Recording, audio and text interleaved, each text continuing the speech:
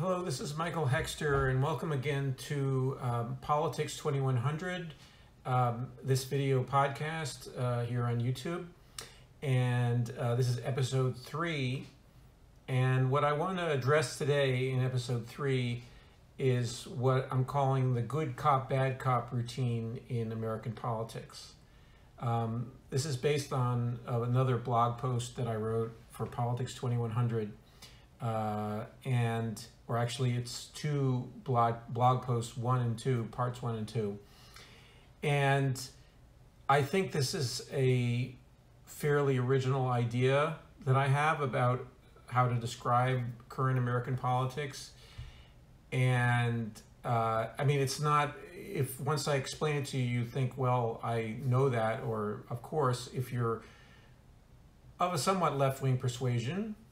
But anyway, I think I haven't seen this formulation of it, at least published in the various, websites, Twitter, the people I follow there. And so I wanted to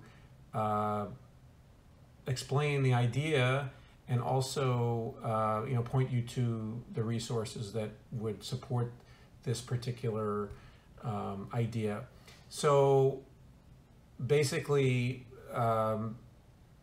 American politics, or in the sort of grand scheme of things, is run as a good cop, bad cop routine between the two major political parties, and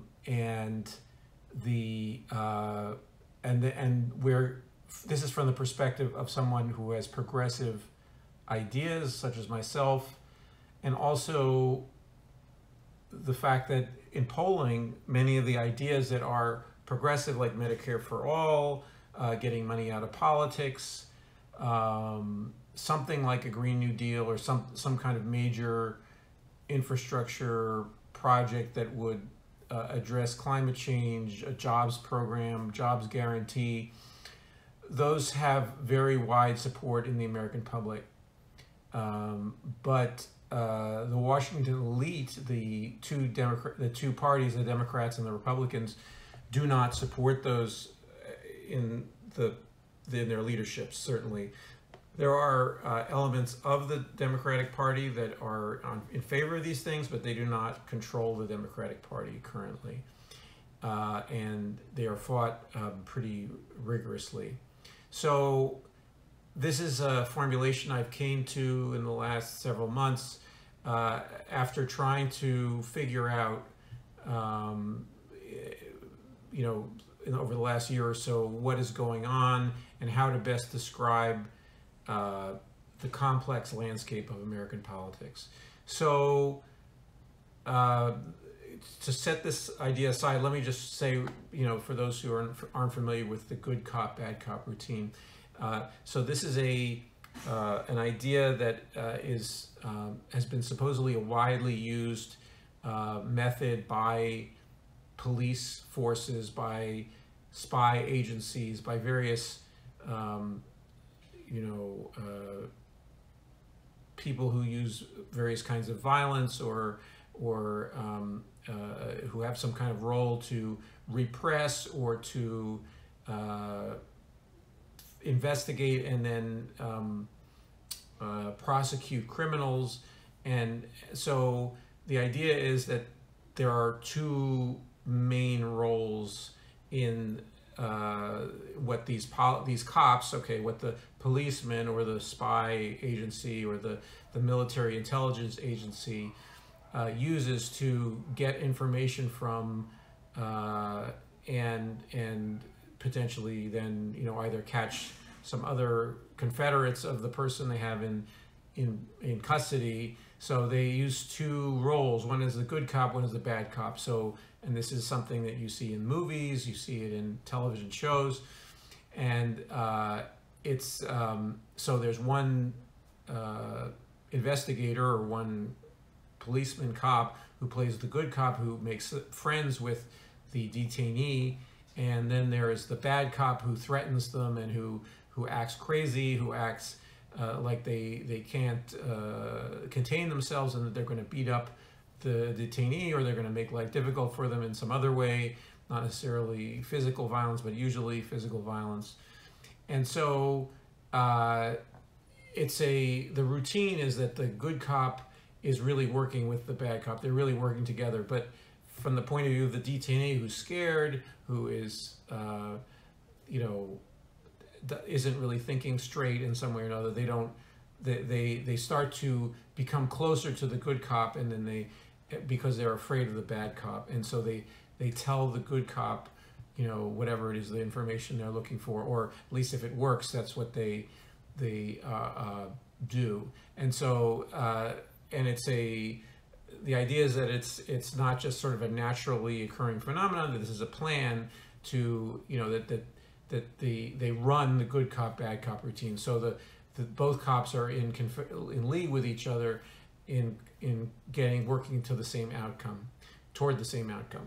So in American politics, so that's, you probably already know that, but in American politics, the Democrats, in terms of the wishes of the American people for benefits from government, for reform in some way or another that corresponds to changes in society, so that the laws are not applied according to some old-fashioned and rigid way. So in other words, they are supposed to offer reform. They're supposed to offer change. They're supposed to offer benefits to the American people relative to the Republican Party. So the Republican Party is the party of austerity, the party of supposed law and order. And if you looked at my previous video, you will discover that in fact they're not the party of law at all, and they're not the party of order. They're a sociopathic, fascistic party. At least that's the way they're going. And so, but anyway, they, in terms of their presentation to the American people, they act the tough guy, and they say that American people don't want handouts. They just want to be left alone, and they don't want to rely on government. And so anyway, so that this good cop, bad cop routine works so that the Democrats really are not offering, at least the Democratic leadership. Now, I think there are sincere people, Bernie Sanders, AOC, Ilhan Omar, Rashida Tlaib, Cori Bush, Jamal Bowman.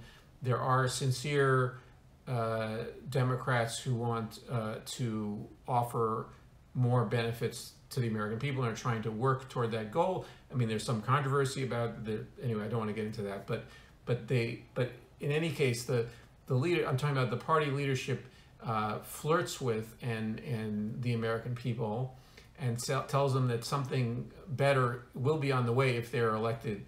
And then they collude with the bad cops, the Republicans, to basically renege on their promises or their hints or their flirtation with the American people. And so now this doesn't always happen this way. In other words, some reforms do happen.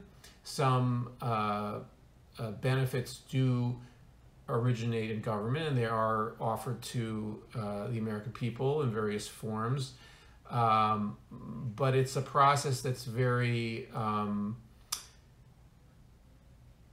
it's a very inefficient process, certainly, and it's also very partial, and it by no means are the means of the government deployed rationally to benefit the American people and in a way that is affordable to the government, which most benefits, or many benefits, can be offered. Many more benefits, let's say, can be offered from government, and also more efficiently directly by government rather than through third-party means. For instance, the Affordable Care Act is a very inefficient way to fund health care. And so, that is a fairly recent reform. It was better than the previous situation, but it was a compromise with, among others, the Republicans, or at least the ideas that Republicans had generated in the past. So anyway, so the idea that, and I don't think we can understand basically the fecklessness of the Democratic leadership, the fecklessness of Joe Biden, for instance, or Nancy Pelosi, without reference to something like the good cop, bad cop routine. So and also their opposition to the stronger advocates in their party for these more caring and progressive ideas. The idea that, for instance, there's an eviction moratorium that is about to expire or has expired already, and today is August the 1st of 2021, and potentially many people will be thrown out on the street.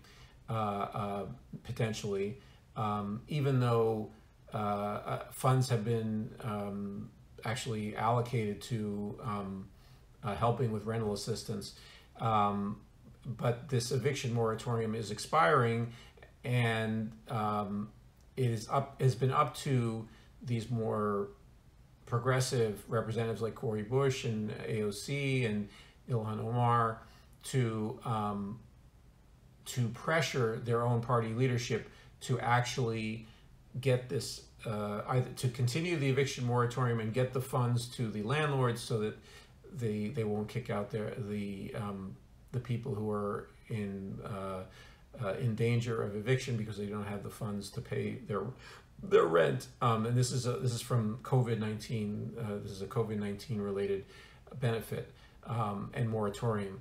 So.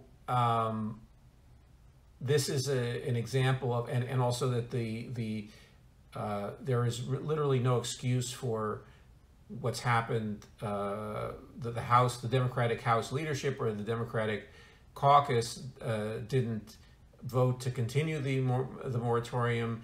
There's both either the executive branch or the Congress can do things, and in both cases, this sits the ultimate responsibility for either of those. One is Nancy Pelosi, the other one is Joe Biden. They could have, continued the moratorium on evictions, and then also made sure that these funds, which are still allocated but not actually spent, get apportioned to the correct people so that the landlords don't kick out people, okay, and so out on the street, is that make them houseless. So the idea is basically that, and the image of the Democratic Party is of a caring party, or let's say Joe Biden and Nancy Pelosi and other Democrats have made a political hay out of the fact that they appear to be nicer people than the Republicans, and particularly Donald Trump, and so they are playing, so to speak, the good cop, and while at the same time being either very hesitant to do things for the American people, or in some sense hiding behind within their own party. There's also bad cops within the Democratic Party. So Joe Manchin and Kristen Sinema are playing bad cops within the Democratic Party, and in some sense this has a way been forced because the Republicans now don't even pretend that they're negotiate, or often don't pretend on many issues, just say we're against it, we're totally against it, we're going to undermine you in any way possible. And so to actually successfully, quote unquote, stop legislation from happening, the good cop bad cop routine requires Joe Manchin and Kristen Sinema to play the bad guys and keep legislation from being passed that is, and ultimately, so why does this exist? What is going on? And I wrote this in the piece. It'll be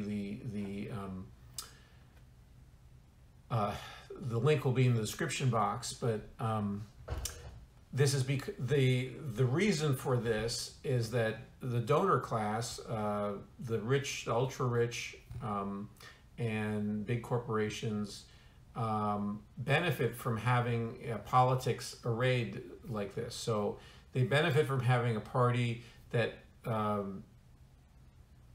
vacuums up discontent. I wrote about this in the same series where I wrote my last video was based on.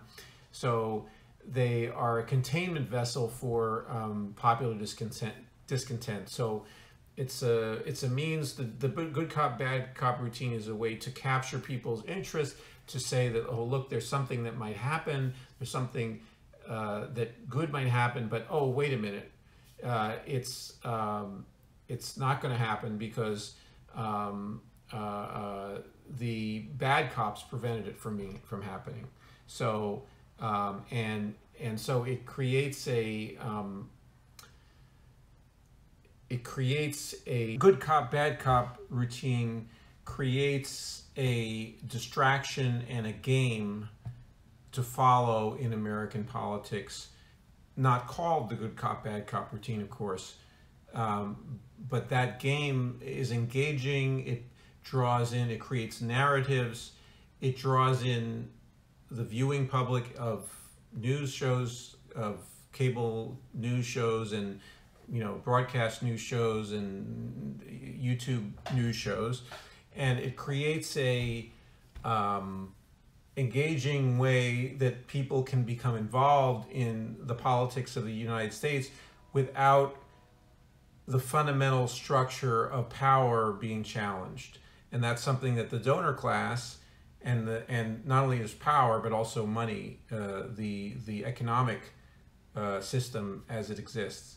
So having this multi-role political drama which runs above the actual drama in terms of what actually goes on. So just to sort of to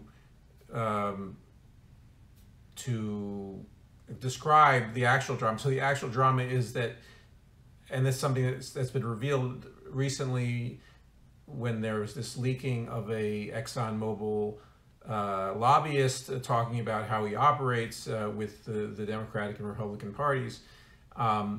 What really happens is that very rich people and large corporations buy off politicians, not all of them, but a large portion, a substantial chunk of the government, and they get pretty much what they want within some limitations. Obviously, they can't tip their hands sometimes as to, that they can't get everything, but they can get almost 95% of what they want out of the government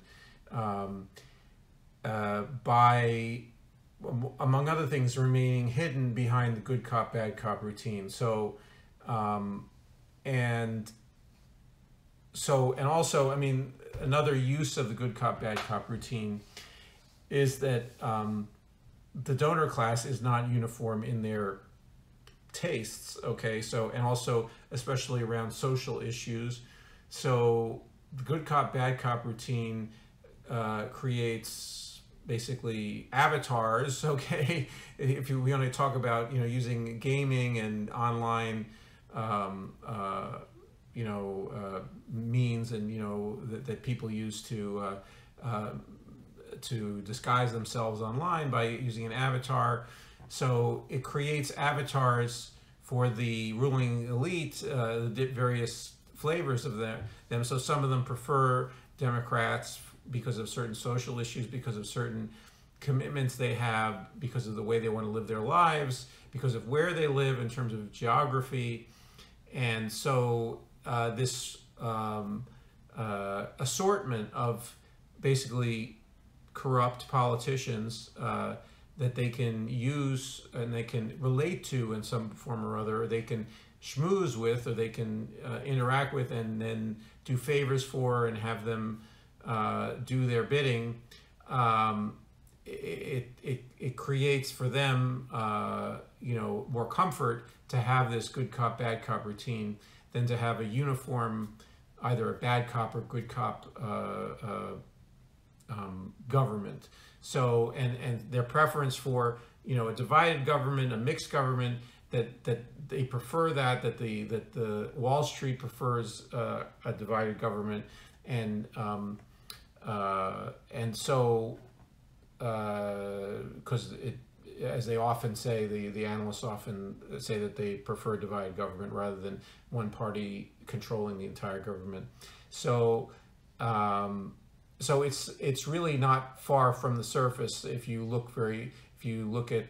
study various accounts, various leaks, various off the record interviews that somehow get leaked, or you just read between the lines of some, or you see the sort of general drift of what people are saying, what powerful people or rich powerful people say what they want out of government, then you can figure out that this is something like this is going on. So I think the first task for people who really want government to do the things that it can do for the American people, and also pretty much, we're looking at choices that upon which our survival as a species hang, and this good cop bad cop routine doesn't care about those things. For instance, this infrastructure bill, the way it's being negotiated currently, is emblematic of the good cop bad cop routine, that essentially Biden and the conservative Democrats like Joe Manchin, Kristen Sinema, were seeking the cover of the Republicans to basically offer a infrastructure bill that has very little environmental investments in climate change. It isn't remotely anything like a Green New Deal, even though obviously Biden said he wasn't running on a Green New Deal, but he's flirted with these ideas, and he's gotten buy-in from progressives, including Bernie Sanders and others, by flirting with those things. But ultimately, it sounds like even if for instance, Biden personally has an interest in doing something good for the American people or addressing climate change, he is also very attentive to what donors are telling him, and the donors include fossil fuel companies, including ExxonMobil, and these are people who do not want to have an open fight with the big corporations and very wealthy people, and because, among other things, they fund their campaigns, they fund their presidential libraries after they leave office. So there are all kinds of relationships that they have with the donor class. So anyway, I think this is a very powerful idea that people should acquaint themselves with and should understand. I think it explains almost, not everything about American politics, but it explains the general contours of it, and most particularly the way that the Democratic leadership, for instance, is currently flirting with their own extinction as a party by being very indifferent to, for instance, the Voting Rights Act that they are, or the For the People Act, and really not forcefully disciplining their bad cops within the party to try to get things passed, and being extremely gingerly, or basically supporting the continuation of the filibuster, which is a tremendously anti-democratic rule, and could mean that 17% of the population, or senators representing 17 or 20% of the population, could hold up all legislation if they so chose. And it's absolutely a ridiculous rule. That you can't, the good cop bad cop routine, I think is a very valuable way to describe what's going on, and I hope that if more people understand politics this way, and that people and this idea gets publicized, that it will become, that politicians will no longer be able to use the good cop bad cop routine, because it will become so apparent that one thing once it's exposed, it can no longer be practiced, at least as openly as it is now, or as continually as it is now. And some of that has to do with the fact that people will, it requires, if and I wrote, there's a second part of this, maybe I'll stop here, but I can take up why the good cop bad cop routine cannot survive if it is recognized and openly discussed. Okay, so this is episode 3. This is the end of this particular video cast, but I wanted to bring in at least that there should be another video cast at least immediately following this one, about why the good cop bad cop routine cannot survive if it is recognized as such. And I think it's quite descriptive. So I hope you think that. If you don't, please let me know. Please comment and down below, and also I will put links down below with more resources. So anyway, let me know how this flies for you and whether it's enlightening.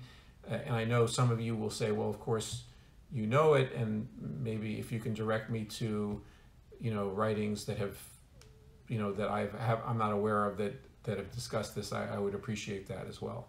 So see you next time.